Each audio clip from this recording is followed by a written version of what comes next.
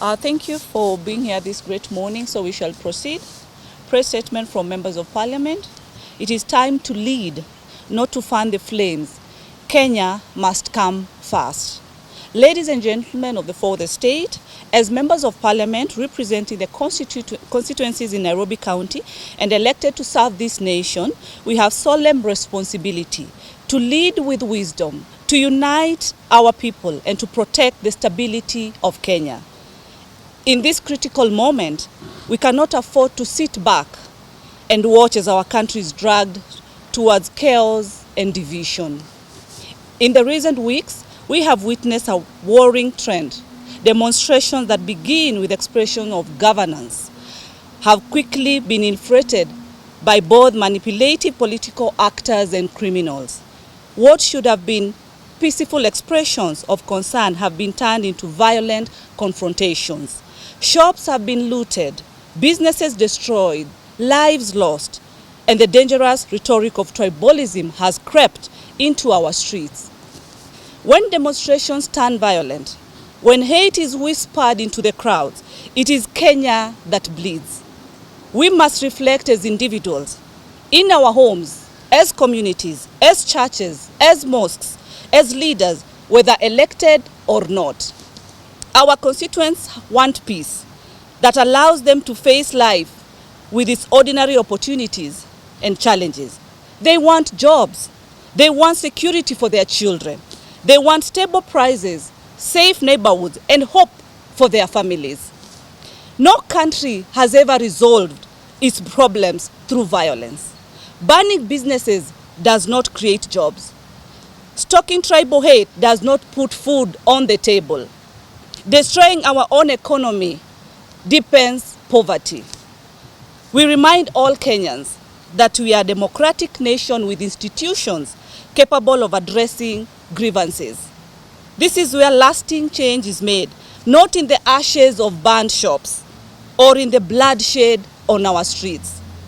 As MPs, we must rise above the temptation to exploit public frustrations for political gain. It is easy to stir emotions. It is easy to stand in a podium and call for chaos. But true leadership is tested in moments like this, when restraint, unity, and responsibility are most needed. To our leaders, the message is very simple. If your politics depends on dividing Kenyans, you have already failed. If your strategy is to ignite tribal hate, you have no place in leadership. It is time to lead and guide our people towards dialogue, not destruction. It is time to remember that Kenya comes first always. Thank you.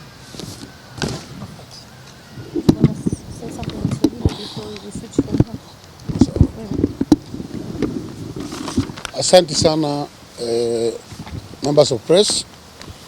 Siku ya leo tumekuja hapa kama viongozi ambao wamechaguliwa katika jimbo letu la Nairobi, na tumekuja kwa kuweka message yetu moja ya kwamba kesho tunahitaji amani katika mji wetu wa Nairobi, na kusema na kuomba serikali kesho wajaribu sana waweze kutunza mali za wafanyi biashara.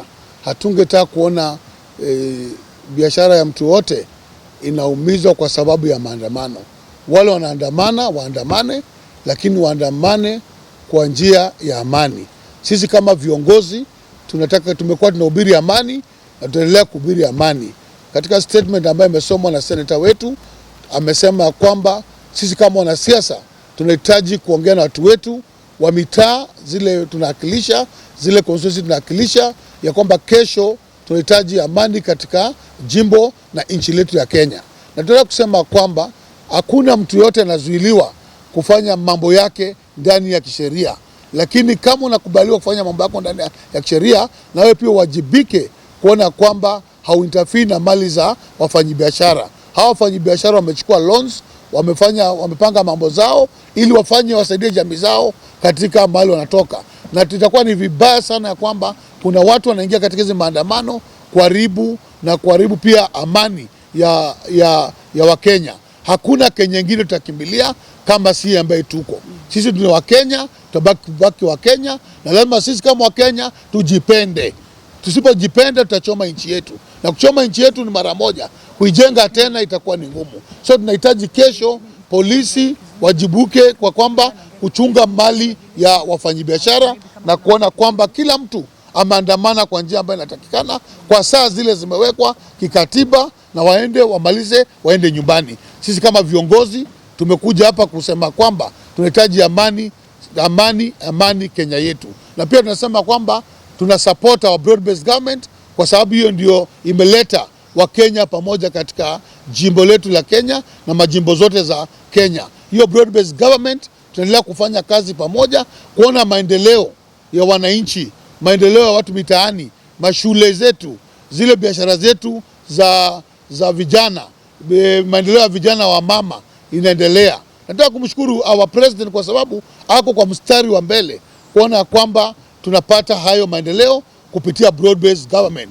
Pia nataka kumshukuru our former prime minister, our party leader wa ODM kukubali kufanya kazi na Rais William Samoei Ruto kuona Kenya mbele na hao wafuate nyuma na sisi pia tufuate nyuma. So tunapunguza viongozi wawili na wawache kukashifiwa kwa sababu kufanya kazi pamoja si hatia, na ndio kwa sababu sisi kama ODM na watu wa UDA tuliweka mkataba pamoja kuona kwamba tumeleta Kenya pamoja, maendeleo iende mbele, sio vita, sio kusukumana. Tunataka kuona kwamba maendeleo ile inapatikana ikuweko. Nikimalizia kwa viongozi wetu wawili, Mheshimiwa Rais na mwenzake Raila Amolo Odinga, tunawapatia nguvu waendelee kushikana kuenda kusukuma Kenya mbele, ya kwamba Kenya ipate maendeleo ambayo inatakana ipatikane. Hata nimeona viongozi wengine wakikashifu sana Raila ya kwamba amefanya hivi, wawachana Raila afanye kazi yake. Raila ni party leader wetu na lazima pia heshimiwe. President ni president wetu, lazima heshimiwe. Kwa watu wote waheshimiwa na Kenya iende mbele.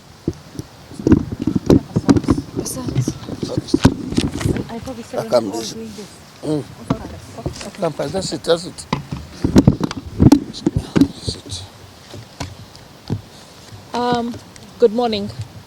The first thing I want to say is we have only one country, Kenya. And it might have a lot of challenges, but the way to solve the challenges are not through demonstrations that turn violent, protests that end up seeing people lose their rights, because one right cannot negate another right. Now, I have trended the whole of this week because of the public order bill. I want people to know that I meant that bill for the good of this nation, not to deter or curtail rights. In 2017, as your woman rep, I saw 97 dead, young dead people. And as ODM, we made sure that each and every one of them was buried with dignity. But we could never replace the lives of those that have been lost. So for me, I want to say to all those that think hashtags are the way to go, and they're taking advantage of our youth and the situations that they find themselves in, those hashtags are not going to give jobs. Those hashtags are actually destroying jobs. So what I want to say is give the president and give the Right Honorable Raila Odinga and any leader of like mind a chance to solve the problems that we want to solve for this country. Going on the streets every week, all right, is actually, it's good if it's peaceful. And I pray that tomorrow will be peaceful. For those that will exercise their rights tomorrow, right? The headlines that are trying to steer more division, right? Which I've called the media out for that, right? Are not going to help this country. I know that there's also, from the messages that I've gotten, I know that there's a lot of people that are funding these kind of movements in our country from outside. But remember, you live outside, but you're leaving the Kenyans here. Those who are saying invade the institutions of government, they are not on the front line to invade. It is our innocent children and families in despair that are going to lose their lives. So what I want to say is, let us work together. We need to dialogue together and resolve the problems. If Raila could do it, our party leader could do it with Uhuru Kenyatta. If our party leader again can do it with William Ruto, it shows that Raila has everybody in mind. He has this country's peace and prosperity in mind. So let us work together towards a peaceful Kenya. God bless Kenya, and God bless every citizen of this country.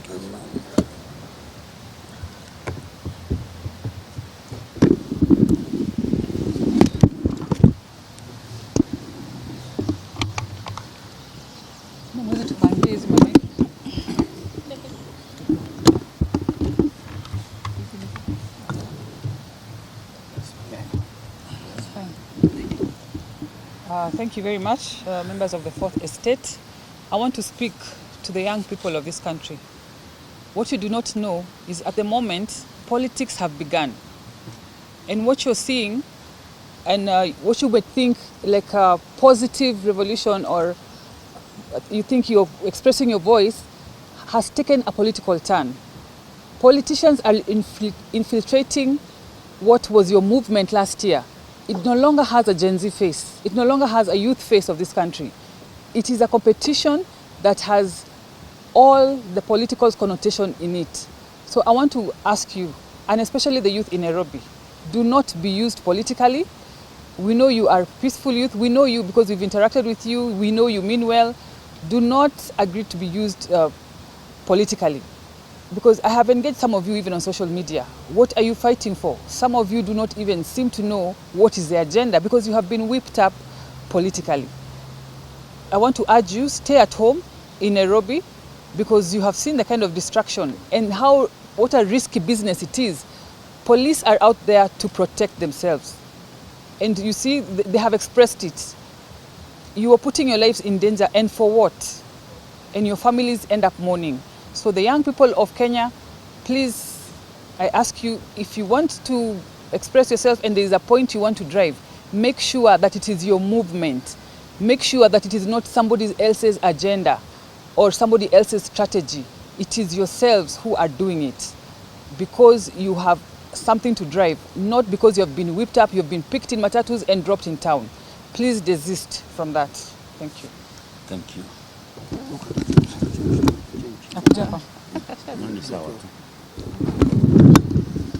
Thank you so much, members of the Fourth Estate, and we appreciate the fact that you came here to cover this press. I want to talk to the young people out there who, in my past life, I worked with in so many platforms. The shops that are being looted could easily be your parents' shop. That guy who is sending you out there will not show up, or maybe will just come to a funeral, maybe when you've met your death on the roads. It is very sad what this whole movement that had a lot under Gen Z has been taken over politically. Tomorrow, Saba should be a day for the young people to sit back and reflect and ask themselves, what is our main agenda? As you can see, politics has already started, campaigns are on, and your voice needs to be part of the next general election. But it won't be found in the streets. The big battle is coming in 2027. Go out there.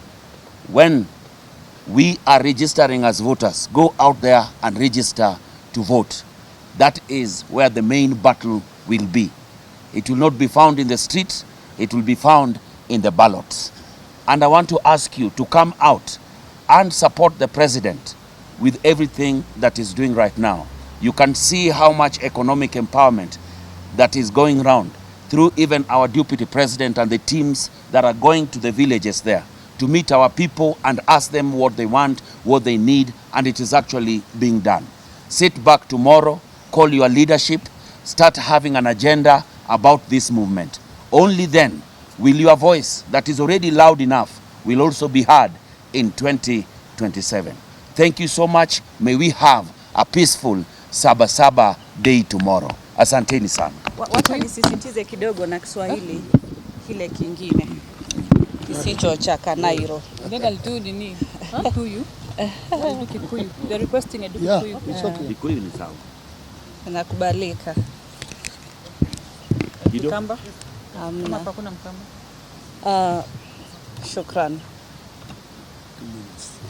Nisisitize niseme ya kwamba sisi kama viongozi tungetaka kuwaomba vijana wetu, madada zetu, mandugu zetu, kana kwamba hii ni nchi yetu, hatuna nchi nyingine. Tungetaka kusema ya kwamba suluhisho ni tuje sisi wote kwa meza, viongozi wa tabaka mbalimbali, viongozi wa makanisa, viongozi wa vyuo vikuu, viongozi wa wanabiashara pia, na viongozi ambao waliochaguliwa wakiongozwa na kiongozi wetu rais. Tuje meza moja, tuweze kusemezana, tuweze kupata suluhisho ya shida ambazo zinafanya vijana wetu wazidi kuandamana kila siku, kwa sababu mazungumzo ndio yataweza kutusaidia tuweze kupata mwelekeo, tufanye ile tunaita national dialogue. Na sisi kama viongozi, mahali sisi pia tumeweza kukosea, sisi tuwaomba msamaha, sisi sio malaika, sometimes pia sisi tuwafanya makosa hapa na pale, lakini cha muhimu ni kuweka meza wazi, kukaribisha kila mtu, tuweze kuweka maoni ya kila mtu kwa upamoja ili tuweze kupata mwelekeo wa nchi yetu. Hatuna nchi nyingine. Hatungetaka Kenya ibadilike iwe kama Sudan. Hatungetaka Kenya iwe kama Haiti. Hatungetaka Kenya iwe kama Somalia. Kenya ni nchi yetu ambayo tunaipenda. Ningehimiza vijana wetu tuweze kukubali, tuweze kufanya mazungumzo zaidi, na Mungu awabariki wakati wote. Amin. All right? And a number of... Just come here, please come here.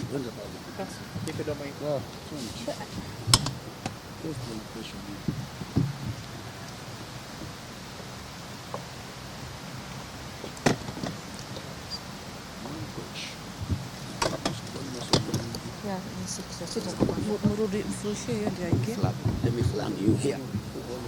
Okay, so because my number was shared online, quite a number of numbers have come to me. I've had messages from Israel, I've had messages from Saudi Arabia, Qatar, Dubai, America, Canada, Germany, and the UK. So one message that came to me was from a number from Germany, all right, that said, we are fundraising, we're raising money, we're going to make sure that we fund the invasion of all the politicians' houses. All right. So that in itself shows that there's an activity going on there. I have a friend currently in the UK, and she was invited for a gathering. And in that gathering, she's a supporter of government, right? And in that gathering, they were actually raising money, all right, to send to Kenya. That was the purpose of the gathering. So I know that that is happening. And a lot of the bloggers that are actually online, that are fueling the movement in the country right now, majority of them are actually not even living in Kenya. We know that. They're not living in the country. But for me, what is important is for us as a country to hold together. All right? I mean, I'm on the Esther dry fast, and I'm going to end it on Monday evening. The reason I'm doing the dry fast for the country is because I love this country. And every life is sacred. Every life is sacred. As I said, from 2017, 97 lives. And there are many other lives that come out of the injuries that are lost that we don't hear about. And this year, last year, almost another 60, 70 lives. We really need to understand that life is sacred. We want our youth to understand that the government is working tirelessly to ensure that we create jobs, either through direct employment, all right, or through business support and empowerment. So let us give the government the opportunity to work and deliver. We heard the Genzs, we heard their message, we heard their desperation. But right now we need to be able to serve the country and to safeguard the country. What we are asking for today, you might not appreciate it. But if this country spirals into the wrong direction, you will think and ask, why didn't we listen? Let us have peaceful demonstrations. Tomorrow is a day worth marking. Tomorrow is a day we should be celebrating people like Raila Amolo Odinga, not having headlines that castigate him. So for me, Kenya is our only country, all right? Let God lead us in the direction that we want to be led, and that is peace, love, and prosperity, and unity. Thank you. Nani? We are waiting for them. We are waiting for them.